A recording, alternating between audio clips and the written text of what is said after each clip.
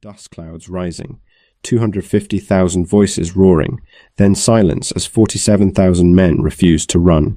On a scorched plain near ancient Gaugamela, the Persian Empire prepared to execute its final solution to the Greek problem. They had the numbers, the terrain, the terror weapons. They had everything except the one thing that mattered: an opponent who saw the gap before it opened. This wasn't a fair fight. This was geometry disguised as warfare. By the end of this video, you'll understand how Alexander turned a death trap into a killing ground, how 47,000 taught 250,000 that empires aren't eternal, and how one wedge formation changed the course of Western civilization. Because what happened in those blood-soaked hours proved something the ancient world desperately needed to learn. Genius defeats numbers when genius refuses to play by numbers' rules.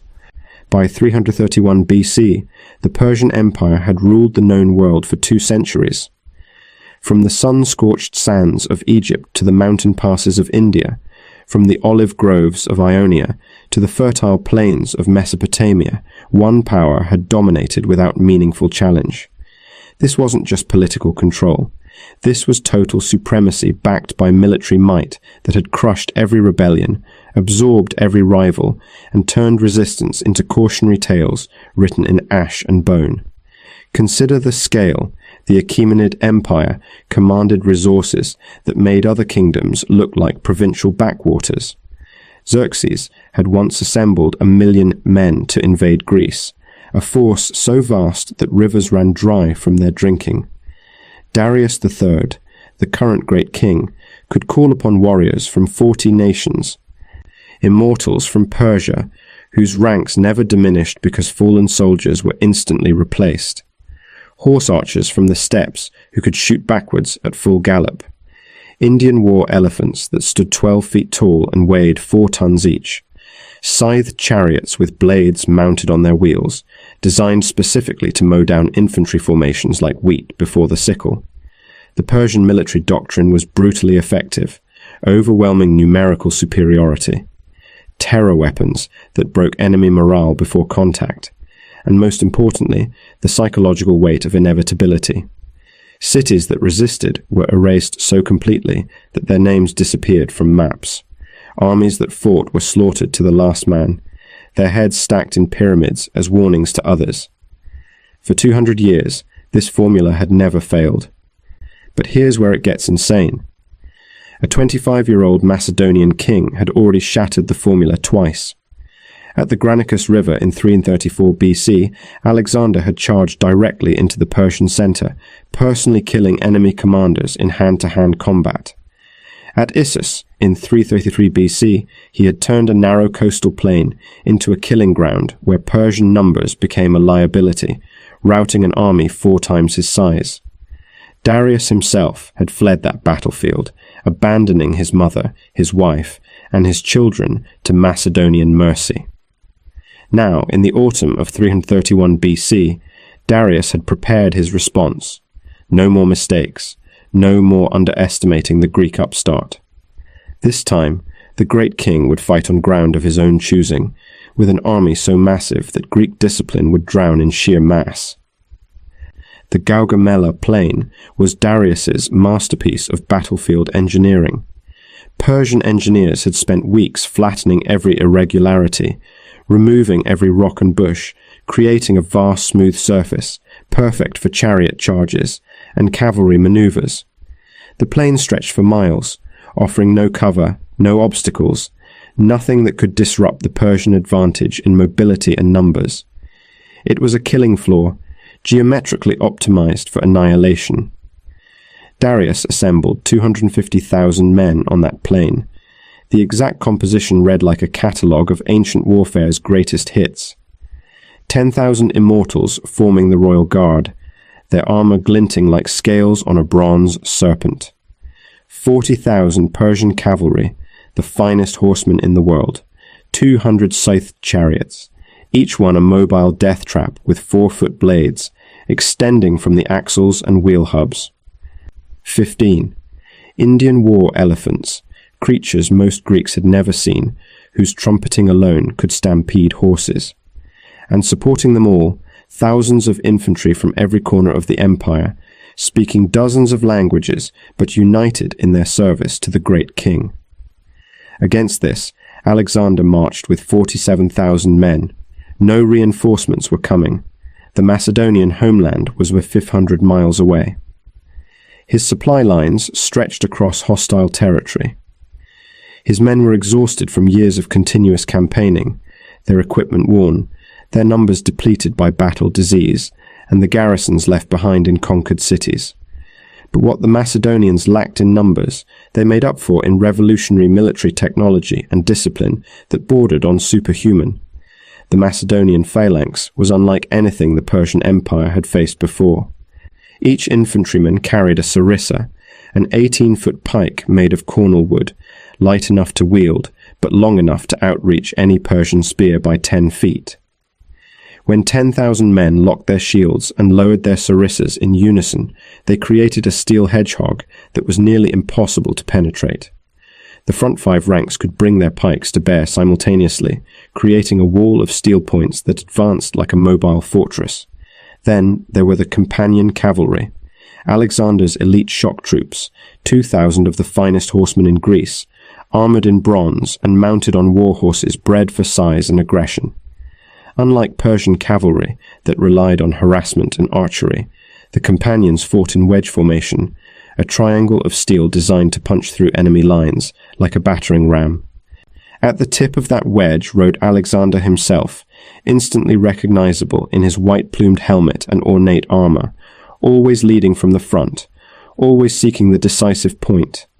The strategic situation was desperate beyond measurement. Alexander knew he couldn't win a war of attrition. Every day he delayed, Darius could summon more troops. Every battle he fought depleted his irreplaceable Macedonians. He needed decisive victory, and he needed it now, before the empire's full weight could be brought to bear. Darius knew this too. The Persian strategy was simple: use the flat ground to deploy overwhelming force, let the scythed chariots break the phalanx, then flood through the gaps with cavalry and elephants, crush the Macedonians through pure mass. Make Alexander watch his army die before killing him personally. It was a perfect trap, tactically sound, numerically overwhelming, fought on chosen ground. There was just one problem. Alexander wasn't trying to survive this battle. He was trying to end the war in a single afternoon. And he had seen something in the Persian deployment that Darius hadn't noticed, a weakness hidden inside apparent strength, a gap that would open if he could just force Darius to make one mistake. As the sun set on September the 30th, 331 BC, the two armies camped within sight of each other. Persian campfires stretched to the horizon, a constellation of flame that seemed to have no end. The Macedonian camp was a tiny island of light by comparison. Alexander's officers urged him to attempt a night attack, to use darkness to negate Persian numbers. Alexander refused. He would fight at dawn, in broad daylight, where every man in both armies could watch what was about to happen. Because what he was planning wasn't just military victory, it was theatre, a demonstration that would echo through centuries, proving that the age of Persian dominance was over. That night, while his men sharpened weapons and checked armor, Alexander walked the camp perimeter alone. His closest companions watched him study the Persian campfires, his eyes tracing patterns in their deployment, his mind running through scenarios and counter-scenarios. He slept for 3 hours, deeply and without apparent concern, while his officers paced and worried. When dawn broke on October the 1st, 331 BC, Alexander rose, refreshed and smiling. His officers asked about battle plans. He gave them the simplest order in military history. Follow me. Dawn broke grey and copper over the Gaugamela plain. 250,000 Persians moved into position with the precision of a machine designed for one purpose: annihilation. The sound was overwhelming. The jingle of 100,000 bridles, the tramp of infantry that seemed to have no end, the trumpeting of war elephants, the screech of chariot wheels as 200 death machines rolled into formation. This wasn't an army. This was the accumulated military power of half the known world, compressed into a single killing blow. Darius III sat in his command chariot at the center of his line, surrounded by his 10,000 immortals. From his elevated position, he could see the entire battlefield. His plan was geometric perfection. Scythed chariots would break the Macedonian phalanx. His superior cavalry would envelop both flanks. The elephants would terrify and scatter any survivors. By midday, Alexander's head would be mounted on a Persian spear, and the Greek problem would be solved forever. What Darius saw gave him confidence. The Macedonian line looked pitifully small. 47,000 men stretched thin across the plain, their formation angled oddly to the right. They weren't even facing him squarely. It looked like amateur hour, like Alexander had already accepted defeat and was positioning for retreat. What Darius couldn't see was the trap he was about to walk into. Alexander had positioned his army in an oblique formation, with his right wing advanced and his left refused. This wasn't cowardice, this was deliberate provocation. He was offering his right flank as bait, daring Darius to overcommit his left wing in pursuit. The Persian king would see weakness where Alexander had planted strength. At 6 in the morning, Darius gave the order. The scythed chariots rolled forward. 200 death machines began their charge. Each chariot was pulled by 4 horses, driven by a charioteer with a warrior beside him. 4-foot blades extended from the axles and wheel hubs, spinning as the wheels turned, designed to cut men off at the knees and turn a phalanx into a slaughterhouse. This was Darius's answer to Greek heavy infantry. This was the weapon that would prove Persian innovation superior to Macedonian discipline. The chariots built speed. 100 yards from the Macedonian line, they reached full gallop. The drivers aimed for the center of the phalanx, where the sarissas were thickest, where the carnage would be greatest. 50 yards. The Macedonians didn't move. They stood in perfect silence, sarissas lowered, shields locked, 25 yards. Then the phalanx opened, not in panic, not in breaking, but in pre-planned gaps that appeared between units like doors opening in a wall. The chariots thundered through empty space, their blades cutting nothing but air. As they passed through the gaps, Macedonian light infantry that had been hidden behind the phalanx emerged with javelins. The slaughter was mechanical. Horses were hit first, screaming and falling, sending chariots tumbling end over end. Drivers were pulled from their seats and killed before they could rise. Warriors trapped in overturned chariots died where they lay. Those few chariots that made it through the phalanx found themselves in a killing ground behind the Macedonian line, surrounded by reserve troops who methodically destroyed them. Of 200 scythed chariots, fewer than 20 made it back to Persian lines. Darius's terror weapon had achieved nothing except demonstrating that Macedonian discipline was immune to fear. But here's where it gets worse for the Persians. Darius, watching his chariots fail, made his first critical error. He ordered his left-wing cavalry to charge Alexander's exposed right flank. 15,000 of his finest horsemen, Persian and Bactrian cavalry in combined formation, swept forward in a thundering mass. This was overwhelming force applied to an apparent weakness. Basic military doctrine. Crush the exposed wing, roll up the enemy line. Alexander watched them come. He didn't move. His companion cavalry sat motionless on the Macedonian right, 2,000 men against 15,000, watching death approach at full gallop. His officers began to shout warnings. The Persian cavalry was 200 yards away, 100 yards. Alexander gave a signal. The Macedonian right wing began to withdraw, not in panic, in measured steps, maintaining formation, falling back at an angle. The Persian cavalry, smelling victory, accelerated to pursue. They pushed harder left, extending their line, racing to catch the retreating Greeks before they could escape, and created the gap. In their eagerness to destroy Alexander's right, the Persian left cavalry pulled away from their center. A 50-yard gap opened between the cavalry and Darius's immortal infantry. For most commanders, this would be invisible, a minor detail in the chaos of battle. For Alexander, it was the moment he had been engineering since dawn. At the 7th hour of the morning, Alexander turned his companion cavalry from retreat to charge. 2,000 horsemen formed into wedge formation. Alexander at the tip, his white plume visible to every man on the battlefield. They didn't charge toward the Persian cavalry that outnumbered them 7-1. They charged directly at the gap, arrowing toward Darius's position like a bronze thunderbolt. The companion wedge hit the gap at full gallop. The geometry was perfect. The shock was total. Persian immortals, the elite guard who had never known defeat, suddenly found 2,000 armored horsemen among them, moving too fast to stop, too concentrated to resist. Alexander's sarissa, held like a lance, punched through bronze armor and human flesh with equal ease. The wedge carved through the immortals like an axe through soft wood. Behind the companions, the Macedonian phalanx surged forward, 10,000 men with 18-foot pikes advancing in lockstep. Their sarissas a forest of steel that impaled anyone who tried to resist. The combination was unstoppable. Cavalry shock followed by infantry mass, the hammer and anvil working in perfect coordination. And then Darius saw Alexander, 100 yards away and closing fast. The Macedonian king was covered in blood, his armor dented from a dozen impacts, his white plume torn but still visible. Around him, the immortals were dying.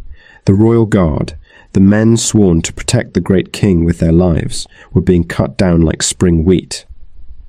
For the first time in his life, Darius III felt something the Persian Empire had made others feel for 200 years. Fear. His chariot driver saw it too. Saw Alexander coming, saw the wedge of Macedonian cavalry cutting through everything between them and their target. The driver made a decision. Without waiting for orders, he wheeled the royal chariot around and drove for the rear. Darius fled. The effect was instantaneous and catastrophic. When the great king's chariot turned away from battle, every Persian soldier who could see it knew what it meant. The god king who claimed divine mandate had abandoned them. The center, which had been holding against the phalanx advance, began to waver. Men looked over their shoulders. Officers shouted contradictory orders. Cohesion, that invisible thing that turns a mob into an army, began to dissolve. The Persian center collapsed not from casualties, but from psychology. They had the numbers, they had the position, but they no longer had belief. And without belief, an army is just a crowd of individuals trying not to die. But wait, it gets worse. While Alexander was punching through the Persian center, his left wing was dying. The Persian right cavalry and Indian auxiliaries, 20,000 strong with 15 war elephants, had smashed into the Macedonian left under Parmenian's command. The older general was fighting for his life. His infantry was being pushed back. The elephants, creatures from nightmares for men who had never seen them, were trampling through formations. Persian cavalry was flooding through gaps, seeking to encircle the entire Macedonian army from behind. Parmenion sent a desperate messenger to Alexander. The left is breaking. Come now, or we're all dead. Alexander, within striking distance of Darius, within moments of capturing the great king himself and ending the war in a single blow, faced the choice that defines generalship: pursue glory or save his men. He chose his men. The companion cavalry wheeled and charged back across the battlefield. The pursuit of Darius would have to wait. Alexander's wedge smashed into the Persian cavalry, threatening Parmenian's left. The shock of 2,000 fresh cavalry hitting an overextended flank was enough. The Persian right, already disorganized from their own success, recoiled.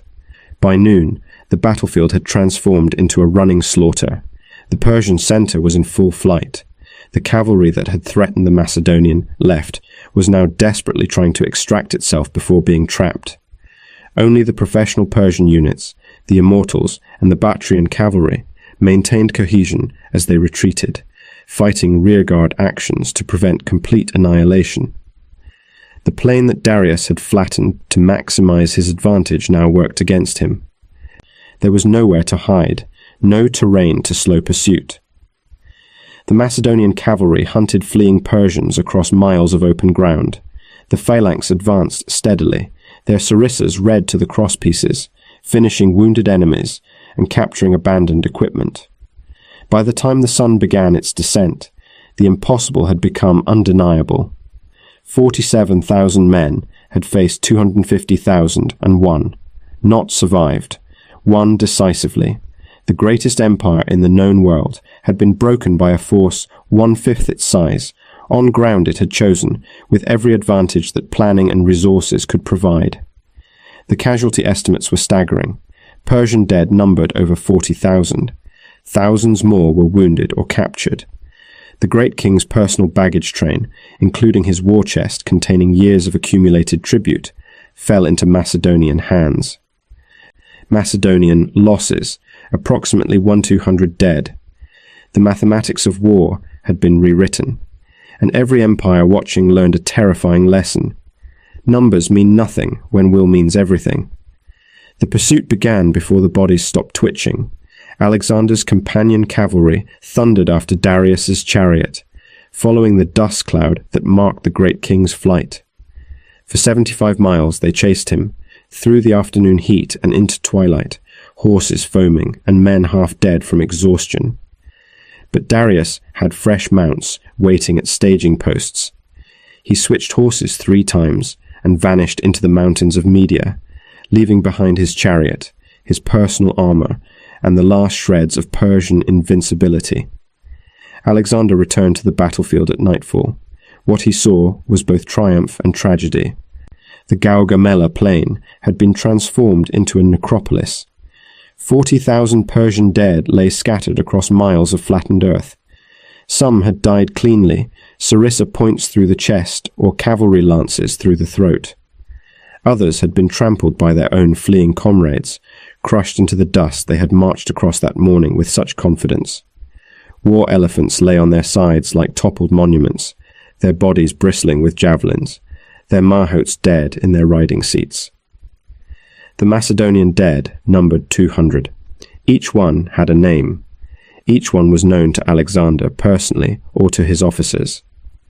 He walked among them as darkness fell, stopping at bodies he recognized, speaking names aloud that would never answer again.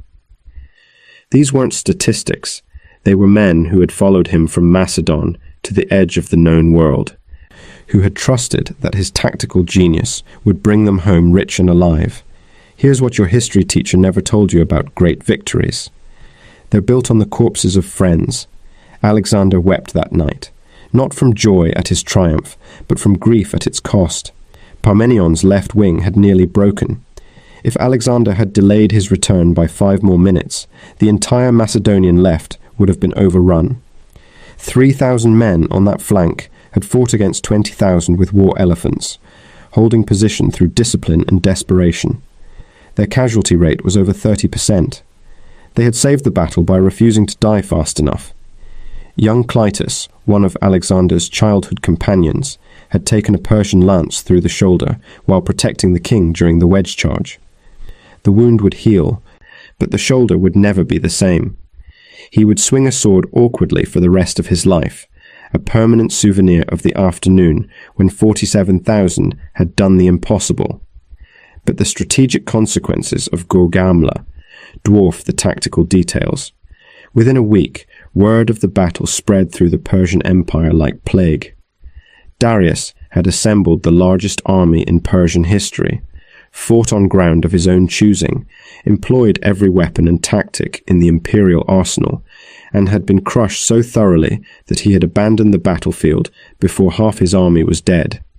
The message was unmistakable. The Persian Empire was no longer invincible. The great king was no longer untouchable. Cities began to surrender without a fight. Babylon, the ancient jewel of Mesopotamia, threw open its gates when Alexander approached. The city's priests declared him the legitimate successor to Nebuchadnezzar, the new master of the world. Persian garrisons withdrew without resistance. Satraps, who had collected tribute for Darius, suddenly discovered they had always admired Greek culture. The empire, held together by the belief that resistance was futile, collapsed the moment that belief died. Susa fell without a spear being raised. Its treasuries held 50,000 talents of gold and silver, enough wealth to fund Alexander's campaigns for a decade. Persepolis, the ceremonial capital where Persian kings had been crowned for 200 years, opened its gates after token resistance. Alexander seized 120,000 talents from its vaults. That was more wealth than the entire Greek world had seen in a generation. But Darius himself remained free. The great king fled east, toward the satrapies of Bactria and Sogdiana, hoping to raise a new army from the unconquered eastern provinces. For months, Alexander pursued him across Persia, through mountains and deserts, always one day behind. Then, in the summer of 30 BC, Darius's own nobles betrayed him. Bessus, the satrap of Bactria, and Nabarzanes, the cavalry commander, decided the great king had become a liability. They stabbed Darius multiple times and left him dying beside the road, then fled east with their remaining troops. Alexander found him still breathing, the Macedonian king, who had destroyed Darius's armies and shattered his empire, knelt beside his dying enemy and covered him with his own cloak. Darius died looking into the eyes of the man who had proven that Persian dominance was a myth written in sand, now washing away with his blood. Here's where it gets insane from a tactical perspective. Military historians have studied Gaugamela for 2,300 years, and it remains the gold standard for decisive battle. What Alexander achieved wasn't luck. It was systematic exploitation of enemy psychology and geometry. The oblique formation drew the Persian left out of position. The refused left wing forced Darius to overcommit his right. The gap in the center wasn't an accident. Alexander created it through careful provocation, forcing Darius to make the one mistake that would be fatal. The wedge charge, 2,000 men punching through 250,000, worked because Alexander understood combined arms warfare before the term existed. Cavalry provided shock. Infantry provided staying power. Light troops provided flexibility. Used in coordination, each arm multiplied the effectiveness of the others. But the real genius was psychological. Alexander bet everything on the assumption that once Darius fled, the Persian army would collapse. He was right. The Persian forces weren't defeated by casualties. They were defeated by the loss of belief. Modern military doctrine traces directly to Gaugamela. The German Blitzkrieg of World War II used the same principle: concentrate force at a decisive point, achieve breakthrough, exploit the gap before the enemy can react. Patton's Third Army, racing across France in 1944, was executing Alexander's playbook. The US air-land battle doctrine of the 1980s, emphasizing tempo and shock, was Gaugamela, with tanks and helicopters. West Point teaches Gaugamela in its first-year tactics course. British officers at Sandhurst study Alexander's use of terrain and timing. Israeli tank commanders learn about the companion wedge before they learn about their own armor tactics. Because what happened on that dusty plain in 331 BC wasn't just a battle, it was proof that tactical genius can defeat numerical superiority when genius refuses to play by numbers rules. The casualties tell the story in brutal mathematics. 40,000 Persians dead against 200 Macedonians. That's a 33-to-1 kill ratio, sustained across an entire afternoon of combat. It's statistically insane. It shouldn't be possible. But it happened, documented by multiple sources, confirmed by the complete collapse of Persian resistance afterward. Napoleon studied Alexander.